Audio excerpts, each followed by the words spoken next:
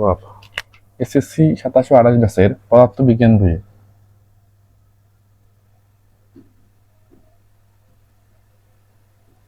ষষ্ঠ অধ্যায় বস্তুর উপর তাপের প্রভাবে এই অধ্যায়টার গুরুত্বপূর্ণ দুইটা টপিক নিয়ে আলোচনা করবো। সেটা হলো একটা হলো তাপ ধারণ ক্ষমতা আর হলো আপেক্ষিক তাপ। ঠিক আছে, তো আমরা প্রথমে যে জিনিসটা জানবো সেটা হলো তাপ ধারণ ক্ষমতা সম্পর্কে। আসলে তাপ ধারণ ক্ষমতা বলতে আসলে আমরা কি বলি? এটাকে আমরা বলি হিট ক্যাপাসিটি। হিট ক্যাপাসিটি কোনো একটা বস্তুর তাপ ধারণ ক্ষমতা নির্ভর করে বস্তুর ভর, উপাদান এবং হলো তাপমাত্রার উপর ডিপেন্ড করে। বস্তু ভর, উপাদান এবং কি তাপমাত্রার উপর তাপ ধারণ ক্ষমতাটা নির্ভর করে। ঠিক আছে, তাহলে তাপ ধারণ ক্ষমতাটাকে আমরা সি দ্বারা প্রকাশ করি। সি ইকুয়াল বলা হয়েছে কিউ ভাগ ডেল থিটা। এটাকে তোমরা ডেল টি দ্বারা প্রকাশ করতে পারো, কারণ তাপমাত্রা যে পরিবর্তনটা হয় এটাকে ডেল থিটা দ্বারা প্রকাশ করা যায় অথবা ডেল টি দ্বারাও প্রকাশ করা যায়। ঠিক আছে, তাহলে সি ইকুয়াল কিউ ভাগ ডেল থিটা, এই সমীকরণটা, এই ইকুয়েশনটা খুবই ইম্পর্টেন্ট, কিন্তু এই ইকুয়েশনটা মনে রাখতে হবে। তো তাপ ধারণ ক্ষমতা আমরা বলতে এইভাবে বুঝবো যে কোনো বস্তুর তাপমাত্রা 1 কেলভিন বাড়াতে যে পরিমাণ তাপের প্রয়োজন হয় সেটাকে ওই বস্তুর কি বলা হয়? তাপ ধারণ ক্ষমতা বলা হয়। কোনো বস্তুর তাপমাত্রা 1 কেলভিন বাড়াতে যে পরিমাণ তাপের প্রয়োজন হবে সেটাকে ওই বস্তুর কি বলবো? আমরা তাপ ধারণ ক্ষমতা বলবো। তাহলে তাপ ধারণ ক্ষমতা C equal, that means heat capacity, C equal Q ভাগ কি ডেল থিটা। ওকে, তো এখান থেকে আমরা কিন্তু দেখো, আমি যদি এর একক আসতে চাই, তাপ ধারণ ক্ষমতা একক, আমরা জানি যে তাপের একক কি জুল, আর তাপমাত্রার একক কি কেলভিন। তার মানে এর একক হচ্ছে জুল কেলভিন ইনভার্স 1। ঠিক আছে, তাহলে তাপ ধারণ ক্ষমতার একক হচ্ছে জুল কেলভিন ইনভার্স 1। ঠিক আছে, ওকে। এবার দেখো আমরা আপেক্ষিক তাপ সম্পর্কে জানবো। আপেক্ষিক তাপ কি? এটা বলা হয়েছে স্পেসিফিক হিট ক্যাপাসিটি। ঠিক আছে, তাহলে আপেক্ষিক তাপকে আমরা এস দ্বারা প্রকাশ করি। কি দ্বারা প্রকাশ করি? এস দ্বারা প্রকাশ করি। ঠিক আছে, তো এস বলা হয়েছে কিউ ভাগ এম ডেল থিটা। ঠিক আছে, কিউ ভাগ এম ডেল থিটা, এটাকে তোমরা ডেল টি দ্বারা প্রকাশ করতে পারো, ডেল টি। ঠিক আছে, তাপমাত্রাটাকে পরিবর্তনটাকে তোমরা ডেল টি দ্বারাও প্রকাশ করতে পারো। তাহলে এস ইকুয়াল কিউ ভাগ এম ডেল থিটা। তাহলে এখানে আপেক্ষিক তাপের বিষয়টা কিরকম? আপেক্ষিক তাপের বিষয়টা বলা হয়েছে যে 1 কেজি ভরে কোনো বস্তু তাপমাত্রা, 1 কেজি ভরে, এখানে তো ভর যুক্ত করা হয়েছে, এখানে বলবো আমরা 1 কেজি ভরে কোনো বস্তু তাপমাত্রা 1 কেলভিন বাড়াতে যে পরিমাণ তাপের প্রয়োজন হয়, মানে কিউ দিয়ে বোঝানো তাপ, কিউ দিয়ে বোঝানো কি তাপ, আর ভর এবং তাপমাত্রার পার্থক্য। ঠিক আছে, তাহলে বলা হয়েছে 1 কেজি ভরের কোনো বস্তুর তাপমাত্রা 1 কেলভিন বাড়াতে যে পরিমাণ তাপের প্রয়োজন হয় সেটাকে বলবো আমরা কি আপেক্ষিক তাপ, বা বলা হয় স্পেসিফিক হিট ক্যাপাসিটি। ওকে, ওকে। তো এখান থেকে যদি আমি এর এককটাকে নিয়ে আসতে যাই,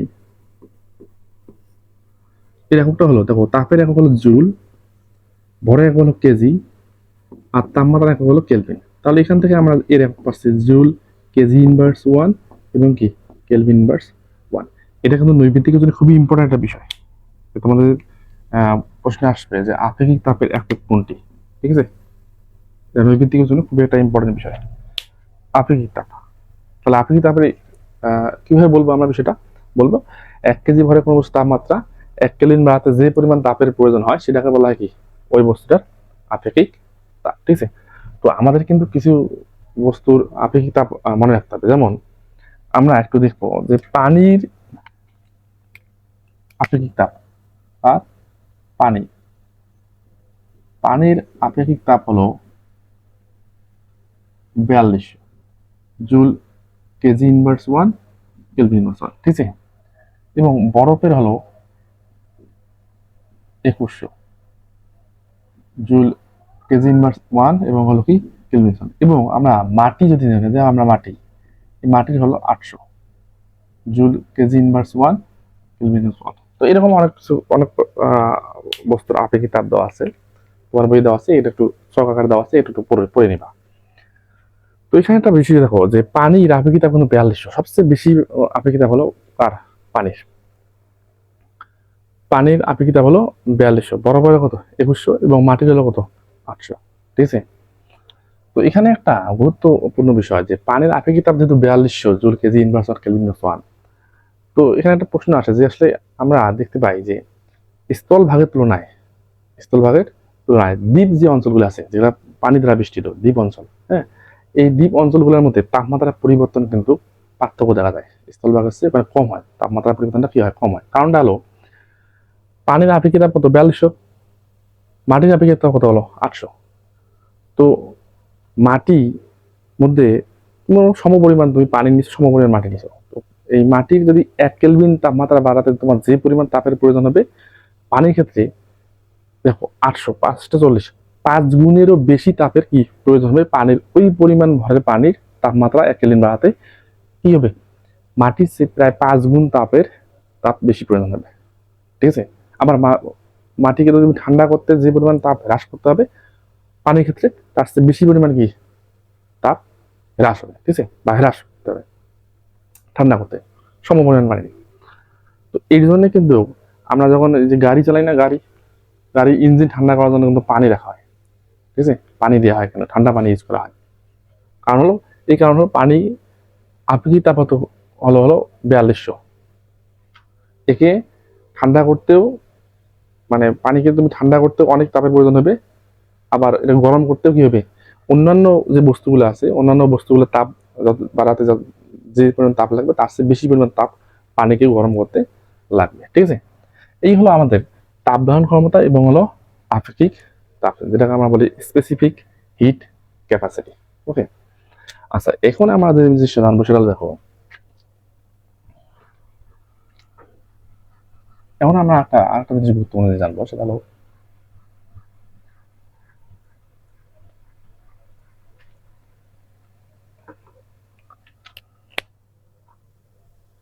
ক্যালোরিমিতির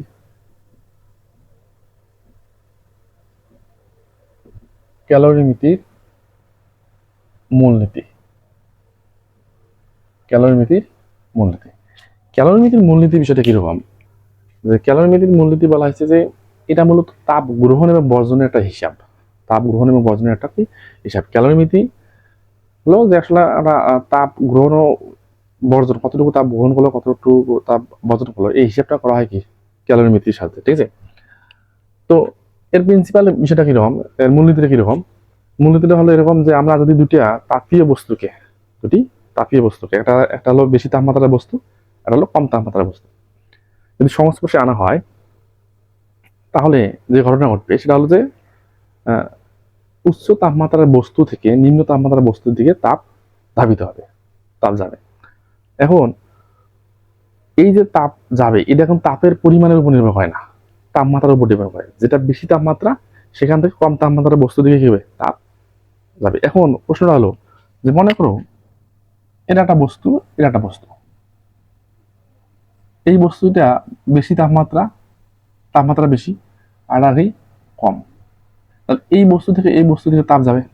ঠিক আছে, এখন প্রশ্ন হলো যে এই আসলে কি পরিমাণ তাপ দিবে আর এ আসলে কি পরিমাণ তাপ গ্রহণ করবে, তা ডিপেন্ড করবে যে এর গ্রহণ করবে কতটুকু, যতটুকু গ্রহণ করবে এ সমান হতে গেলে যতটুকু গ্রহণ করতে হবে এ ওই পরিমাণ তাপে কি হবে, বর্জন করবে। তার মানে বেশি তাপমাত্রার বস্তু যে পরিমাণ তাপ বর্জন করবে ঠিক সেম পরিমাণ তাপে কি করবে, কম তাপমাত্রার বস্তুটা গ্রহণ করবে। এখান থেকে আমরা এর মূলনীতিটা আসতে পারি কি, যে ক্যালোরিমিতির মূলনীতিটা যেটা আসবে সেটা হলো যে গৃহীত তাপ ইকুয়াল বর্জিত তাপ। গৃহীত তাপ ইকুয়াল কি, বর্জিত তাপ। এটা হলো ক্যালোরিমিতির কি মূলনীতি, ফান্ডামেন্টাল প্রিন্সিপাল অফ ক্যালোরিমিতি, যে গৃহীত তাপ ইকুয়াল বর্জিত তাপ। তো একটু আগে আমরা দেখলাম যে আপেক্ষিক তাপ এস ইকুয়াল লেখা যায় কিউ ভাগ হলো এম ডেল টি। ওকে, তাহলে এখান থেকে আমি যদি কি পরিমাণ তাপ বস্তুটার মধ্যে দেওয়া লাগতেছে বা বস্তুটা গ্রহণ করতেছে বা বস্তুটা কি পরিমাণ তাপ দিব সেটা বের করার ক্ষেত্রে আমরা কি করবো, দেখো কিউ ইকুয়াল আমরা লিখতে পারি এম এস ডেল টি। এই ইকুয়েশনটা দিয়েই আমরা কি করবো, কি পরিমাণ তাপ বর্জন করলো সেটাও বের করবো, এম এস ডেল্টা টি। এই ইকুয়েশনটা দিয়ে কি পরিমাণ তাপ সে বর্জন মানে গ্রহণ করলো সেটা বের করবো, আবার কি পরিমাণ তাপ বর্জন করলো সেটাও আমরা কি করবো বের করবো এই সূত্র দিয়ে এম এস ডেল টি। কথা বলতেছে আমার। তাহলে কতটুকু তাপ বর্জন করলো সেটাও বের করবো হলো আমরা এম এস ডেল টি দ্বারা, এবং কি পরিমাণ তাপ সে গ্রহণ করলো সেটাও বের করবো হলো কি এম এস ডেল টি দ্বারা। এই হলো ক্যালোরিমিটার কি মূলনীতি, এবং এই বিষয়ে আমাদের অনেক অঙ্ক করতে হবে। এই ষষ্ঠ অধ্যায়ের অনেক অঙ্ক আছে, এই অঙ্কগুলো আমরা করব। ওকে, তো এই হলো ক্যালোরিমিতির মূলনীতি, এবং এটা গুরুত্বপূর্ণ একটা টপিক। ক্যালোরিমিতির মূলনীতি হলো, ফান্ডামেন্টাল প্রিন্সিপাল হলো যে গৃহীত তাপ ইকুয়াল হলো বর্জিত তাপ। যদি বাইরে থেকে কোনো তাপ এখানে না আসে, তাহলে এই বস্তুটা যে পরিমাণ তাপ বর্জন করবে। তো এখন আমরা আসলে একটা সমস্যা সমাধান করবো, একটা ছোট্ট একটা অঙ্ক করব। তো দেখো আমি অঙ্কটা এখানে তুলে রাখছি। একটি তামার ক্যালোরিমিটারের ভর হলো 200 গ্রাম। একটি তামার ক্যালোরিমিটারের ভর কত? 200 গ্রাম, ঠিক আছে। এবং এর উপাদানের আপেক্ষিক তাপ দেওয়া আছে 400 joule KG inverse 1 kelvin inverse 1, এবং এর তাপমাত্রা 20 ডিগ্রি সেন্টিগ্রেড হতে 70 ডিগ্রি সেন্টিগ্রেড পর্যন্ত উঠতে কত তাপের প্রয়োজন হবে, ঠিক আছে। তো এই অঙ্কটা আমরা করবো। তাহলে এখানে আমাদের কি দেওয়া আছে? এখানে এখানে আমার দেওয়া আছে ক্যালোরিমিটারের ভর দেওয়া আছে, ঠিক আছে। ক্যালোরিমিটারের কি দেওয়া আছে? ভর। তাহলে ভর দেওয়া আছে আমার কত? 200 গ্রাম। তো 200 গ্রামকে আমাকে কেজি দিয়ে কনভার্ট করতে হবে, তাহলে আমাকে কত দিয়ে ভাগ করতে হবে? 1000 দিয়ে ভাগ করতে হবে। 200 ভাগ হলো 1000 কেজি, তাই তো।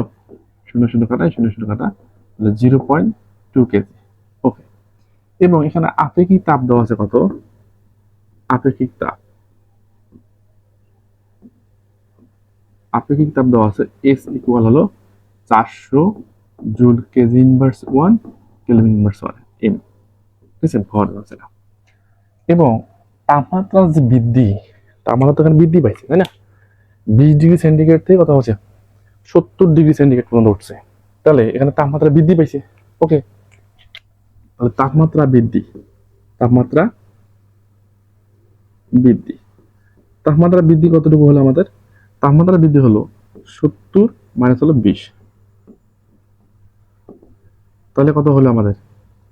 কতটুকু বৃদ্ধি পাইছে? তাহলে এখানে 0 আলো 5, 50 ডিগ্রি সেন্টিগ্রেড, এটাকে আমরা 50 ডিগ্রি কেলভিন, কারণ কেলভিন কেন কনভার্ট করবো? তাপমাত্রা বৃদ্ধি যেটা হবে সেটা হলো কেলভিনে কনভার্ট হবে। কারণ হলো আমরা জানি এসআই পদ্ধতিতে তাপমাত্রা হলো কি কেলভিন, এই জন্য সেন্টিগ্রেডটাকে আমরা কিসে কনভার্ট করবো? কেলভিনে কনভার্ট করবো। ওকে, তাহলে আমাকে কি পরিমাণ তাপ বৃদ্ধি হয়েছে সেটা বের করতে হচ্ছে, কি ইকুয়াল হোয়াট। আর এখানে তাপমাত্রা বৃদ্ধিটা আমরা লিখবো ডেল্টা টি। ওকে, তাহলে আমরা জানি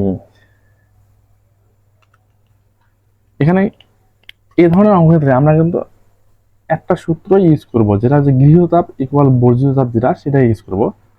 তাহলে আমরা জানি কিউ ইকুয়াল কি এম এস ডেল্টা টি, ঠিক আছে। তাহলে এম কত? এম হলো 0.2 গুণন এস কত? 400, ঠিক আছে। আর ডেল্টা টি এর কত হলো আমাদের? 50, তাই না? তো যেহেতু কিউ কিউ আমরা বের করবো, তো আমরা তাপের কি হবে এখন? জুল। তাহলে এটা এখন গুণ করলে যেটা হবে সেটা আমাদের আছে। আমাদের গুণ করলে যেটা হবে সেটা আনসার, ক্যালকুলেটর চাপলে হয়ে যাবে। তাহলে এটা হলো 4000 জুল। এই হলো আমাদের অ্যান্সার। খুব সিম্পল অঙ্ক। তো এই ধরনের অঙ্কগুলো কিন্তু তোমাদের নৈবিত্তিকের জন্য খুবই ইম্পর্টেন্ট, ঠিক আছে। যে বলা আছে একটি তামার ক্যালোমিটার ভর হলো 200 গ্রাম, এর উপাদানে আপেক্ষিক তাপ হলো 400, তাহলে এর তাপমাত্রা 20 ডিগ্রি সেন্টিগ্রেড 70 ডিগ্রি সেন্টিগ্রেড উঠতে কত তাপের প্রয়োজন হবে? ডিরেক্ট বলছে কত তাপের প্রয়োজন হবে। তার মানে কিউ এর ভ্যালু চাইছে আমার। কিউ এর ভ্যালু কি বের করবো? Q equal M S delta.